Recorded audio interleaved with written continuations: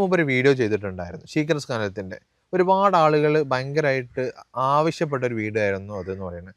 കാരണം ഒരുപാട് ആളുകൾ ബുദ്ധിമുട്ടുന്ന പെട്ടെന്ന് സ്ഖലനം സംഭവിക്കുകയാണ്, ബന്ധപ്പെടാൻ പറ്റുന്നില്ല, അല്ലെങ്കിൽ ബന്ധപ്പെട്ട് ഒന്ന് ഒന്ന് ആസ്വദിച്ച് വരുന്ന സമയത്തേക്ക് എന്ത് ചെയ്യാണ്, അവർ പെട്ടെന്ന് ഉദ്ധാരണം നഷ്ടപ്പെടുക എന്നുള്ള കാര്യങ്ങളൊക്കെ സംസാരിച്ചിട്ട് നമ്മളൊരു വീഡിയോ ചെയ്തിട്ടുണ്ടായിരുന്നു. നമ്മൾ ഇന്ന് സംസാരിക്കാൻ പോകുന്നത് ഉദ്ധാരണ പ്രശ്നങ്ങളെ കുറിച്ചാണ്. കാരണം എന്ത് ചെയ്തിട്ടും ഉദ്ധാരണം കിട്ടുന്നില്ല. വളരെ ചെറുതാണ്, പ്രായമുള്ള ആളുകൾ മാത്രമല്ല, വളരെ ചെറുപ്പക്കാർ 25 വയസ്സ് 30 വയസ്സായുള്ള ചെറുപ്പക്കാർ വരെ വരികയാണ്, ഡോക്ടറെ എനിക്ക് ഉദ്ധാരണ പ്രശ്നമുണ്ട്, അല്ലെങ്കിൽ പിന്നെ എനിക്ക് തീരെ ഉദ്ധാരണം കിട്ടുന്നില്ല, ഭാര്യൻ്റെ അടുത്ത് നാണം കെടുകയാണ്. അവരായിട്ട് എല്ലാം കഴിഞ്ഞ് അവരോട് എണ്ണുന്ന സെക്സിലേക്ക് ഏർപ്പെടുന്നതിൻ്റെ തൊട്ട് മുമ്പ് നോക്കുന്ന സമയത്ത് ലിംഗം ഉദ്ധരിക്കുന്നില്ല. പിന്നെ അവൾ ദേഷ്യം പിടിച്ചിട്ട് കിടന്നുറങ്ങുന്ന ഒരു സിറ്റുവേഷനിലേക്ക് വരെ പോവാണെന്ന് പറഞ്ഞിട്ട് ഒരുപാട് ആൾ സങ്കടം പറയാനുണ്ട്.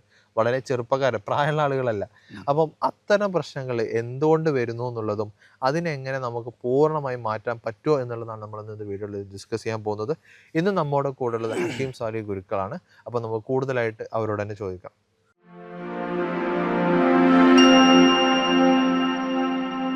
ഇപ്പോൾ ഞാൻ നേരത്തെ മുമ്പ് പറഞ്ഞു, വളരെ നല്ല പോലെ ബന്ധം പോയിക്കൊണ്ടിരിക്കുന്ന, അല്ലെങ്കിൽ നല്ല പോലെ എൻജോയ് ചെയ്ത് പോയിക്കൊണ്ടിരിക്കുന്ന അവസാന സമയത്ത് സെക്സിലേക്ക് അതായത് പെനട്രേഷൻ എന്നുള്ള രൂപത്തിലേക്ക് എത്തുന്ന സമയത്താണ് ലിംഗം ഉദ്ധരിക്കാതായി പോകുന്നത്.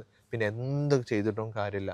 ഇപ്പോൾ സ്ത്രീകൾ പലപ്പോഴും അവർ പിന്നെ പല ആളുകളും പറയുന്നത് പിന്നെ നമ്മൾ മാസ്റ്റർബേറ്റ് ചെയ്ത് നോക്കി പൊങ്ങുന്നില്ല. സ്ത്രീകൾ പിന്നെ ഭാര്യ മാസ്റ്റർബേറ്റ് ചെയ്ത് തന്നു പക്ഷേ പൊങ്ങുന്നില്ല.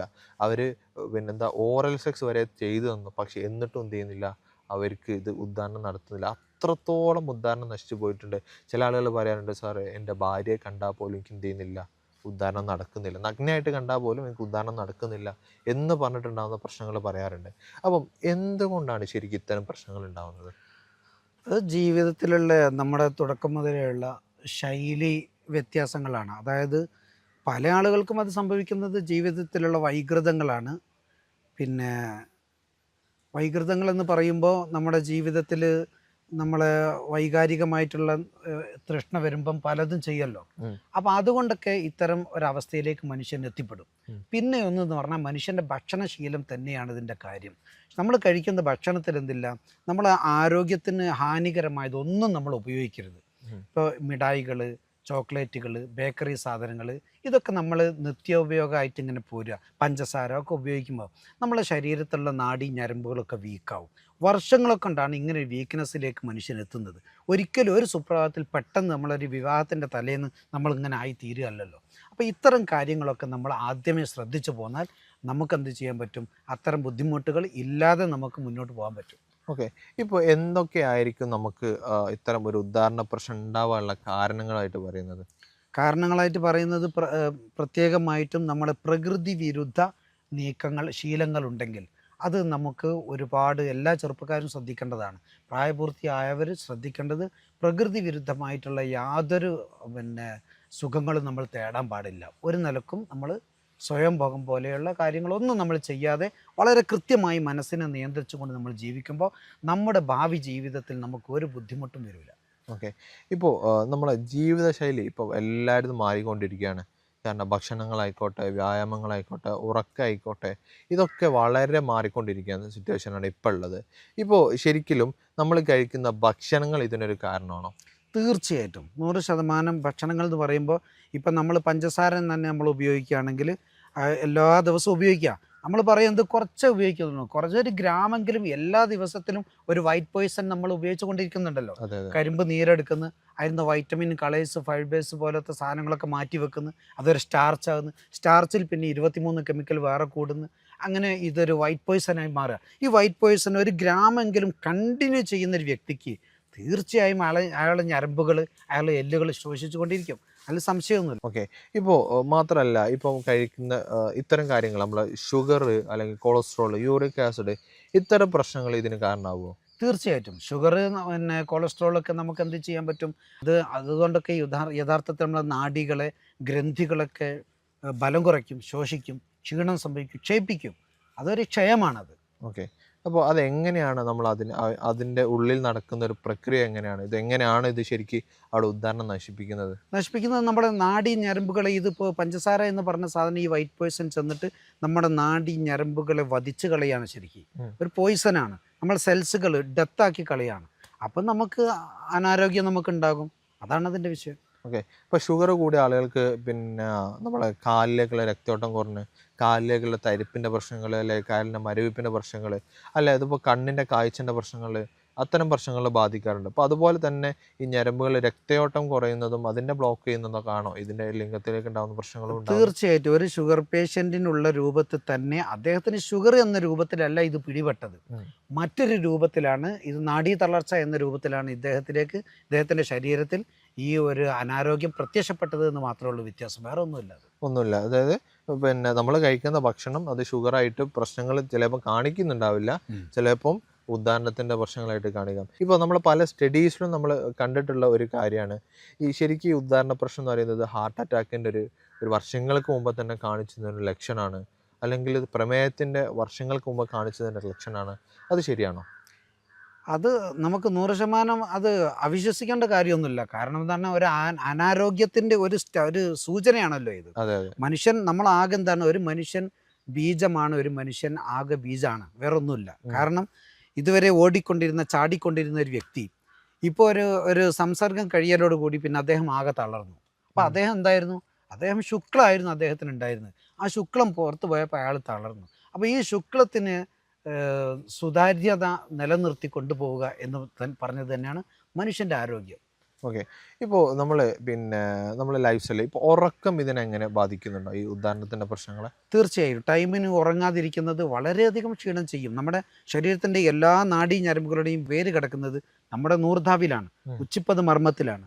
അപ്പോൾ നമ്മുടെ തല അത് നമ്മുടെ പ്രധാന മോണിറ്ററാണല്ലോ. അപ്പം യഥാർത്ഥത്തിൽ ഉറക്കം എന്ന് പറയുമ്പോൾ നമ്മുടെ തലച്ചോറിനെ ക്ഷീണിപ്പിക്കുന്നു, നാഡീവ്യൂഹങ്ങളെ ക്ഷീണിപ്പിക്കുന്നു, ശരീരത്തിലെ കൈകാല് കടച്ചൽ, തരിപ്പ്, ലിംഗോദ്ധാരണക്കുറവ്, താല്പര്യക്കുറവ് എല്ലാം അതുകൊണ്ടുണ്ടാകുന്നു. ഉറക്കം വളരെ പ്രധാനമാണ്. ഓക്കെ. ഇപ്പോൾ പിന്നീട് ആളുകൾക്ക് ഉണ്ടാകുന്നൊരു സംശയമാണ് പിന്നെ വ്യായാമങ്ങളും മറ്റുള്ള കായിക കാര്യങ്ങളും. രണ്ട് രൂപത്തിൽ പറയാനുണ്ട്. ഭയങ്കര ഹെവി ആയിട്ട് എക്സസൈസ് ചെയ്യുന്ന ആളുകൾക്കും ഉദാഹരണ പ്രശ്നം ഉണ്ടാവാറുണ്ട്. അല്ലാന്നുണ്ടെങ്കിൽ പിന്നെ തീരെ എക്സസൈസ് ചെയ്യാത്ത ആളുകൾക്ക്, വ്യായാമം ചെയ്യാത്ത ആളുകൾക്കും ഉദാഹരണ പ്രശ്നം ഉണ്ടാവാറുണ്ട്. ഇത് ശരിയാണോ? തീർച്ചയായിട്ടും അമിതമായ അമൃതം വിഷാണല്ലോ. വ്യായാമമാണെന്ന് കരുതി യാതൊരു നിയന്ത്രണവും ഇല്ലാതെ നമ്മൾ വ്യായാമം എങ്ങനെ ചെയ്യുക എന്ന് പറഞ്ഞാൽ ശരിയല്ല. ചില ആളുകളുണ്ട് എപ്പോഴും വ്യായാമം, അത് എന്ന് പറഞ്ഞാൽ അതിനനുസരിച്ച് ആ എനർജി കത്തിപ്പോകുന്നതിനനുസരിച്ച് നമ്മൾ ശരീരത്തിന് ആ നിലക്ക് എന്ത് ചെയ്യണം, നമ്മൾ പരിഹാരം ചെയ്തുകൊണ്ടേയിരിക്കണം. അപ്പോൾ വലിയ പ്രശ്നം ഉണ്ടാവില്ല. ഓക്കെ. ഇപ്പോൾ പ്രത്യേകിച്ച് നിങ്ങൾ ഇത്തരം പ്രശ്നങ്ങൾ നിങ്ങൾ അനുഭവിക്കുന്നുണ്ടെങ്കിൽ, ഉദാഹരണ പ്രശ്നമായിക്കോട്ടെ, ശീകരസ്ഖലനത്തിൻ്റെ പ്രശ്നങ്ങളായിക്കോട്ടെ, ഇത്തരം പ്രശ്നങ്ങൾ അനുഭവിക്കുന്നുണ്ടെങ്കിൽ നമ്മൾ ഗുരുക്കളുടെ കൺസൾട്ടേഷൻ എടുക്കാവുന്നതാണ്. നിങ്ങൾക്ക് ഓൺലൈനായിട്ടും ഓഫ്ലൈനായിട്ടും കൺസൾട്ടേഷൻ അവൈലബിൾ ആണ്. താഴെ കാണുന്ന നമ്പറിൽ കോൺടാക്ട് ചെയ്യുകയാണെന്നുണ്ടെങ്കിൽ നിങ്ങൾക്ക് കൂടുതൽ ഡീറ്റെയിൽസ് കിട്ടുന്നതാണ്. ഇപ്പോൾ ഇപ്പം ആളുകൾ ഉദാഹരണത്തിന് മെയിനായിട്ട് ചെയ്യുന്ന ആളുകളാണ് ഉദാഹരണം നഷ്ടപ്പെട്ടാൽ അല്ലെങ്കിൽ കൂടുതൽ സമയം ബന്ധപ്പെടാൻ ആഗ്രഹിക്കുന്ന ആളുകൾ ചെയ്യുന്നൊരു കാര്യം, ഒന്നുകിൽ മെഡിക്കൽ ഷോപ്പിലായിട്ട് വയാഗ്ര മരുന്നുകൾ വാങ്ങിക്കഴിക്കും, അല്ല എന്നുണ്ടെങ്കിൽ നമ്മൾ സ്പ്രേകളൊക്കെ യൂസ് ചെയ്യാറുണ്ട്. പല സ്പ്രേകൾ യൂസ് ചെയ്തിട്ട് ഒരുപാട് സമയം ലിംഗം ഇങ്ങനെ കട്ടിയായിട്ട് അല്ലെങ്കിൽ ഒരു എന്താ പറയുക, ഒരു ദൃഢതയോടെ വടി പോലെ നിൽക്കുക ചെയ്യുന്ന ഒരു സാഹചര്യങ്ങൾ ഉണ്ടാവാറുണ്ട്. അത്തരം കാര്യങ്ങൾ യൂസ് ചെയ്യുന്നത് ഇതിനെ നല്ലതാണോ അല്ലെങ്കിൽ ദോഷമാണോ? ദോഷം എന്ന് പറഞ്ഞാൽ നമ്മുടെ ജീവിതത്തിനെ തന്നെ, ആയുസ്സിനെ തന്നെ നശിപ്പിക്കുന്ന ഒരു പ്രവൃത്തിയാണത്. എല്ലാവരും ചെറുപ്പക്കാരോടൊക്കെ പറയാനുള്ളത് 100% അതിൽ നിന്നൊക്കെ വിട്ടുനിന്ന് നിങ്ങൾ നല്ല സുതാര്യതയോടുകൂടി ചില ഭക്ഷണ ചിട്ടകളും ചില ഒറ്റമൂലികളും പച്ചമരുന്നുകളൊക്കെ ഉപയോഗിച്ചാൽ വളരെ സന്തോഷ രൂപത്തിൽ ഇതിനൊക്കെ പരിഹാരം കാണാവുന്നതേ ഉള്ളൂ. ഓക്കെ. ഇപ്പോൾ അത്തരം എന്താണ് അവിടെ ശരിക്ക് അങ്ങനെ? കാരണം പലപ്പോഴും ആളുകൾ പറയുന്നതെന്ന് വെച്ചാൽ ഇത്തരം മരുന്നുകൾ കഴിച്ചിട്ട് ആദ്യമൊക്കെ ഉദാഹരണം ഉണ്ടായിരുന്നു, പക്ഷെ പിന്നീട് ഉണ്ടായത് ഇപ്പോൾ ഒരു 50% ആളായിരിക്കും, ഉദാഹരണമുള്ള ആളുകളായിരിക്കും ഇത് കഴിക്കുന്നത്. അന്നപ്പോൾ ചിലപ്പോൾ 80-80% ഉദാഹരണം എത്തിയിട്ടുണ്ടാകും. പക്ഷേ ഇത് ഒരു കുറച്ചായിട്ട് കഴിച്ചു കഴിയുമ്പോഴേക്ക് പിന്നെ നോർമലാന്ന് പറഞ്ഞാൽ 50 എന്നുള്ളത് ചിലപ്പോൾ 20-10 എന്ത് ചെയ്യാണ് അവർ ഉദാഹരണം എത്തുന്ന ഒരു കണ്ടീഷനിലേക്ക് വരികയാണ്. അതെന്തുകൊണ്ടായിരിക്കും? അത് അവരുടെ ജീവിത ശൈലി ഒന്ന് മാറ്റി പിടിച്ചാൽ തന്നെ ഈ പ്രശ്നം ഉണ്ടാവില്ല. താൽക്കാലികം എന്നുള്ള നിലക്ക് ഉപയോഗിക്കുന്നവർക്കാണ് ഇതൊക്കെ സംഭവിക്കുന്നത്. നമ്മൾ എന്തെങ്കിലും ഒറ്റമൂലിയൊക്കെ കൊടുത്താൽ തന്നെ അത് കൊടുത്ത് പിന്നെ മറ്റുള്ള ജീവിത ശൈലികളിലൊന്നും മാറ്റം വരാതെ തോന്നിയ സമയത്ത് പിന്നെ കിടന്നുറങ്ങി, തോന്നിയ സമയത്ത് ഉണർന്ന്, തോന്നിയ സമയത്ത് കുളിച്ച്, ഇങ്ങനെ ഉള്ള ഒരു ജീവിതശൈലി ഒന്നാകുമ്പോൾ ഈ മരുന്നുകളെ കൊണ്ടൊന്നും ഒരു കാര്യമില്ല. ജീവിതശൈലി ഒന്ന് മാറ്റി പിടിക്കുന്നതോടൊപ്പം ഇത്തരം ദോഷരഹിതമായിരിക്കുന്ന പച്ചമരുന്നുകളെ കൊണ്ടൊക്കെ എന്ത് ചെയ്യാൻ പറ്റും, ഇത് പരിഹാരം കാണാൻ പറ്റും. അതെ. ഇപ്പം നമുക്ക് എന്തൊക്കെ കാര്യങ്ങൾ നമുക്ക് സ്വന്തം ചെയ്യുകയാണെന്നുണ്ടെങ്കിൽ ഇതിനെ നമുക്ക് ഇപ്പോൾ ഉള്ളതിനെ മെച്ചപ്പെടുത്തി കൊണ്ടുവരാൻ പറ്റും? മെച്ചപ്പെടുത്തി കൊണ്ടുവരാൻ നല്ല ശുദ്ധമായിരിക്കുന്ന പശുവിൻ നെയ്യ് ഇതിന് ഉപകാരമാണ്. നല്ല ആറാട് കൂവപ്പൊടി ഇതിന് ഉപകാരമാണ്. മുരിങ്ങക്കായ ഇതിന് ഉപകാരമാണ്. മുരിങ്ങക്കായ ശരിക്കും എന്ത് ചെയ്യണം എന്ന് പറഞ്ഞാൽ ശരിക്കും സൂപ്പാക്കി കളയണം. ശരിക്കും വേവിച്ച് സൂപ്പാക്കിയിട്ട് അത് പശുവിൻ നെയ്യ് ഉപയോഗിച്ച് ഒരു വറവിട്ട് നമ്മൾ ഉപയോഗിക്കുകയാണെങ്കിൽ അത് ഒരു ദിവസം പോരാ. പിന്നെ തോരനൊക്കെ ആക്കി ഉപയോഗിക്കുകയാണെങ്കിൽ കണ്ടിന്യൂ ആയിട്ട് നമുക്ക് ഉപയോഗിക്കാം. അത് ഓരോരുത്തരുടെ ശരീരത്തിൻ്റെ പ്രകൃതി അനുസരിച്ചുകൊണ്ട് എണ്ണവും കാലവും നമ്മൾ ആ രൂപത്തിൽ നിയന്ത്രിച്ച് പോകേണ്ടതാണ്. ഓക്കെ. ഇപ്പോൾ നമ്മൾ പലപ്പോഴും നമ്മൾ പല ഭക്ഷണങ്ങൾ കഴിക്കുകയാണെന്നുണ്ടെങ്കിൽ, അല്ലെങ്കിൽ നമ്മൾ ചില ഫ്രൂട്ട്സൊക്കെ ഇപ്പോൾ പറയാറുണ്ട്, അനാറൊക്കെ കഴിക്കുന്നത് രക്തയോട്ടം കൂടി കിട്ടാൻ. ഇപ്പോൾ മെയിനായിട്ട് അവിടേക്ക് പറയാറുള്ളത് നമ്മൾ ലിംഗത്തിലേക്ക് രക്തയോട്ടം കൂടിയാൽ തന്നെ നല്ല ഉദാഹരണം കിട്ടും, നല്ല ടൈമിങ് കിട്ടും എന്നുള്ളതാണ്. അപ്പോൾ ഈ അനാറൊക്കെ നല്ലപോലെ രക്തയോട്ടം കൂടാനൊക്കെ സഹായിക്കുമെന്ന് പറയുന്നുണ്ട്. അപ്പോൾ അങ്ങനെ രക്തം കൂടി കിട്ടാൻ നമുക്ക് എന്തൊക്കെ ചെയ്യാൻ പറ്റും? രക്തയോട്ടം രക്തം കൂടിയത് കൊണ്ട് മാത്രം നമുക്ക് അത് പാസ് ചെയ്തോളണമെന്നില്ല. കാരണം അത് ഒഴുകി പോകുന്ന വഴിയും കൂടി ശക്തിപ്പെടേണ്ടതുണ്ടല്ലോ. അനാറൊക്കെ ശരിക്കും അതിന് വളരെയധികം നല്ല നല്ല ഫുഡാണ്. അതേ സമയത്ത് നമ്മൾ ഇതിന് ശക്തിപ്പെടണമെന്നുണ്ടെങ്കിൽ മറ്റു ചില ഭക്ഷണ പദാർത്ഥങ്ങൾ നമ്മൾ നേരത്തെ പറഞ്ഞതുപോലെയൊക്കെയുള്ള ഉപയോഗിച്ച് ഒരു നല്ലൊരു വൈദ്യോപദേശം അതിന് അത്യാവശ്യമാണ്. ഓക്കെ. ഇപ്പോൾ നമ്മൾ 2 രൂപത്തിൽ ഇതിനെ നമ്മൾ വേണമെങ്കിൽ നമുക്ക് സംസാരിക്കാൻ പറ്റും. ഒന്ന്, നമുക്ക് ഇത്തരം പ്രശ്നങ്ങൾ നമുക്ക് പൂർണ്ണമായി മാറ്റിയെടുക്കാൻ, അതായത് പിന്നെ നമുക്ക് ഇതിൻ്റെ പ്രശ്നങ്ങൾ, ഇപ്പോൾ ഡയബറ്റിക്കിൻ്റെ പ്രശ്നങ്ങൾ, ഞരമ്പിൻ്റെ പ്രശ്നങ്ങളാണെങ്കിൽ ഞരമ്പിൻ്റെ പ്രശ്നങ്ങൾ, ഇത്തരം പ്രശ്നങ്ങളൊക്കെ മാറ്റിയെടുത്തതിന് ശേഷം ഇതിനെ പൂർണ്ണമായി മാറ്റിയെടുക്കേണ്ട അതിനു വേണ്ടി എന്ത് ചെയ്യാമെന്നുള്ളതും, അതല്ലാന്നുണ്ടെങ്കിൽ ഇപ്പോൾ നമ്മൾ ഇപ്പോൾ പ്രത്യേകിച്ച് നാട്ടിൽ നിന്ന് ലീവിൽ വരുന്ന ആളുകളെ കാണുന്നുണ്ടെങ്കിൽ അവർക്ക് ഇപ്പോൾ ഗൾഫിലെ പ്രവാസികളെ കാണുന്നുണ്ടെങ്കിൽ അവർക്കൊരു താല്പര്യം ഉണ്ടാകും, അവർക്ക് കൂടുതൽ സമയം ഒന്ന് ബന്ധപ്പെടണം, അല്ലാന്നുണ്ടെങ്കിൽ കുറച്ചധികം തവണകളായിട്ട് അവർക്ക് ബന്ധപ്പെടണം. കാരണം അവരത്രയും 2-3 വർഷത്തിന് ശേഷം വരുന്ന ആളുകളായിരിക്കും. അപ്പോൾ വരുന്ന സമയത്ത് പരമാവധി അവർക്ക് ബന്ധപ്പെട്ട് അവരെ ഭാര്യയെ തൃപ്തിപ്പെടുത്താനും ഒക്കെ സാധിക്കണം എന്നുള്ള ആഗ്രഹിക്കുന്ന ആളുകളുണ്ടാകും. ഇപ്പോൾ അങ്ങനെയുള്ള ആളുകൾക്ക് കുറച്ചധികം സമയം ടൈമിങ് കിട്ടാനും, അല്ലെങ്കിൽ കുറച്ചധികം സമയം ലിംഗം ഉദ്ധരിച്ച് കിട്ടാനും, അങ്ങനെയുള്ള സിറ്റുവേഷനിൽ അവർക്ക് എന്താണ് നമുക്ക് ചെയ്തു കൊടുക്കാൻ പറ്റുക? അവർക്കും ദോഷരഹിതമായ രൂപത്തിൽ നമ്മൾ നിർമ്മിക്കുന്ന മരുന്നുകളുണ്ട്. അത് അവർ പതിവാക്കുകയാണെങ്കിൽ, അല്ലെങ്കിൽ നമ്മൾ പറയുന്നതിനനുസരിച്ച് ഉപയോഗിക്കുകയാണെങ്കിൽ അത്തരം ഗുണങ്ങൾ കണ്ടുവരാറുണ്ട്. അതാണ് നമ്മുടെ അനുഭവം. ഓക്കെ. ഇപ്പോൾ അതിന് നമുക്ക് എന്താണ് നമുക്ക് ചെയ്യാൻ പറ്റുക? അവർക്ക് എന്തൊക്കെയാണ് അവർക്ക് പറഞ്ഞത്? അവർക്കിപ്പോൾ നമ്മളുമായിട്ട് ബന്ധപ്പെട്ടിട്ടുണ്ടെങ്കിൽ ഇപ്പോൾ ഓൺലൈനായിട്ട് വേണ്ടവർക്ക് അങ്ങനെ എല്ലാവർക്കും ഇപ്പോൾ നേരിട്ട് വരാൻ പറ്റില്ല. അവരെ കാര്യങ്ങളൊക്കെ കേട്ടതിന് ശേഷം നമ്മളെ നിർദ്ദേശങ്ങൾ അനുസരിച്ച് കൊണ്ട് നമ്മൾ കൊടുക്കുന്ന മരുന്നൊക്കെ ഉപയോഗിക്കുമ്പോൾ അവർക്ക് അതിൻ്റെ വ്യത്യാസങ്ങളുണ്ടാകും. ഓക്കെ. അപ്പോൾ ഇത്തരം പ്രശ്നങ്ങൾ അനുഭവിക്കുന്ന ആളുകളാണെങ്കിൽ നമുക്ക് ഓൺലൈനായിട്ടും ഓഫ്ലൈനും കൺസൾട്ടേഷൻ എടുക്കാവുന്നതാണ്. അതായത് ഇവിടെ വന്ന ഒട്ടുമിക്ക ആളുകൾക്കും ഇത്തരം പ്രശ്നങ്ങൾ നമുക്ക് കംപ്ലീറ്റ് ആയിട്ട് മാറ്റി കൊടുക്കാൻ പറ്റിയിട്ടുണ്ട്. അതിൻ്റെ കൃത്യമായിട്ട് എന്താണ് അതിൻ്റെ പ്രശ്നം എന്നുള്ളത് അറിയുകയാണെന്നുണ്ടെങ്കിൽ നമുക്ക് അതിനെ പൂർണ്ണമായി മാറ്റിയെടുക്കാൻ തന്നെ പറ്റുന്നതാണ്. അപ്പോൾ നിങ്ങൾക്ക് കൂടുതൽ വിവരങ്ങൾ അറിയുന്നുണ്ടെങ്കിൽ താഴെ കാണുന്ന നമ്പറിൽ കോൺടാക്ട് ചെയ്താൽ മതി. ഇപ്പോൾ നമ്മൾ കിംസാലി ഗുരുക്കളുടെ കൺസൾട്ടേഷൻ വേണമെന്നുണ്ടെങ്കിൽ നിങ്ങൾക്ക് ഓൺലൈനായിട്ടും ഓഫ്ലൈനായിട്ടും കൺസൾട്ടേഷൻ അവൈലബിൾ ആണ്. കൂടുതൽ വിവരങ്ങൾക്ക് താഴെ കാണുന്ന നമ്പറിൽ കോൺടാക്ട് ചെയ്യാം. മറ്റൊരു വീഡിയോ ആയിട്ട് നമുക്ക് വീണ്ടും കാണാം. Thank you.